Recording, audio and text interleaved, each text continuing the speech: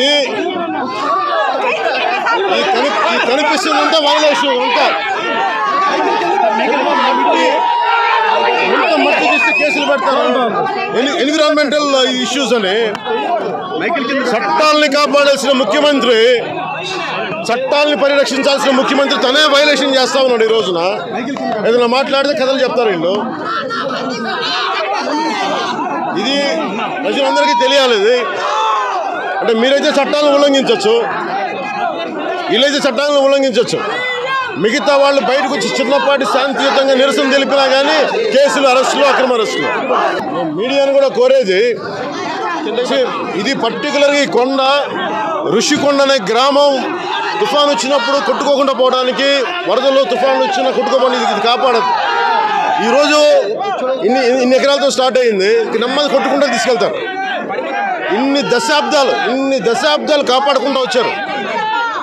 ఈ తెలంగాణను కూడా ఇలాగే దోపిడీ చేశారు.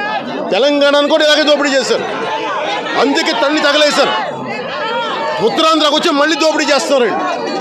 ఇది ఆగాలి. ఇక్కడ ఉత్తరాంధ్ర ప్రాంతం శాంతియుతంగా ఉంటారని చెప్పి ప్రజలు దోపిడీ చేయడం అన్యాయం, అక్రమం. ఇక్కడ మూడు రాజధానులు ఉంటాయి. పెద్ద మనిషి ఒక్క రాజధానికి దిక్కు లేదు. కర్నూలులో లెజిస్లేటివ్ క్యాపిటల్ అని చెప్పి, జ్యుడిషియల్ క్యాపిటల్ అని చెప్పి లోకాయుక్తగా ఒక ఉపలోకాయుక్త కూడా పెట్టలేనాడు. మూడు రాజధానులు పెడతారంట. ఈ దోపిడీ ప్రతి ఒక్కరికి తెలియాలి. మీడియా వారికి కూడా నేను కోరుకున్నా, దయచేసి ఈ అన్యాయం, అక్రమం, ఈ దోపిడీ తెలియజేయండి అందరికీ. ఏమి చేయడంగా మీరు కూడా చేయాలి. ఇది నేను ఒక్కనే చేసేది కాదు. ఇది నేను ఈ సమస్యని, ఈ అక్రమాలను వెలికి తీసుకొస్తున్నాను. ప్రజలు వీళ్ళ తాలూకు దోపిడీ తెలంగాణను ఎగ్జాక్ట్గా ఇలాగే చేశారు. దోపిడీ ఇష్టారాజ్యంగా దోపిడీ చేశారు తెలంగాణ. మళ్ళీ ఇప్పుడు వచ్చి ఉత్తరాంధ్ర మీద కన్నుపడింది వీళ్ళందరికీ.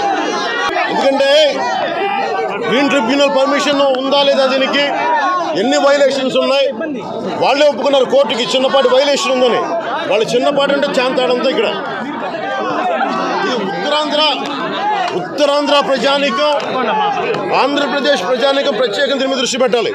ఇలాంటి వ్యక్తులను కనుక ఎన్నుకంటే దోపిడీ ఇలాగే ఉంటుంది. ప్రభుత్వ ఆస్తుల్ని అడ్డగోలుగా దోచేస్తారు, ప్రైవేట్ ఆస్తులను దోచేస్తారు వీళ్ళు.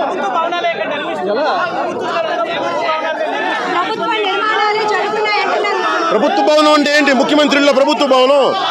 ఎన్నిళ్ళు కావాలి ముఖ్యమంత్రికి? ఉన్నిళ్ళు సరిపోవా? ఒక మూల కూర్చోలేడా ముఖ్యమంత్రి? ముఖ్యమంత్రి కావాలంటే విజువల్ కావాలా? ముఖ్యమంత్రి అధికారి కానీ సర్క్యూట్ హౌస్ తీసుకోలేపడా ముఖ్యమంత్రి? సర్క్యూట్ హౌస్ ఏమో తాకట్టు పెట్టి దీన్ని దోచేస్తాడా ముఖ్యమంత్రి? అడగండి అందరూ. మొత్తం పర్లాయి పోలేదండి. మొత్తం కిర్లంపూడి లేఅవుట్ అంతా అంత తాకట్టు పెట్టాడు. అక్కడ పెట్టుకోవచ్చు కదా ఆఫీసు. ఏంటి ఆయనకి విజువల్ కావాలి? ఆయనకి శాంతియుతంగా మొత్తం రాష్ట్రంతో దోచేయడానికి. అడగండి అందరూ.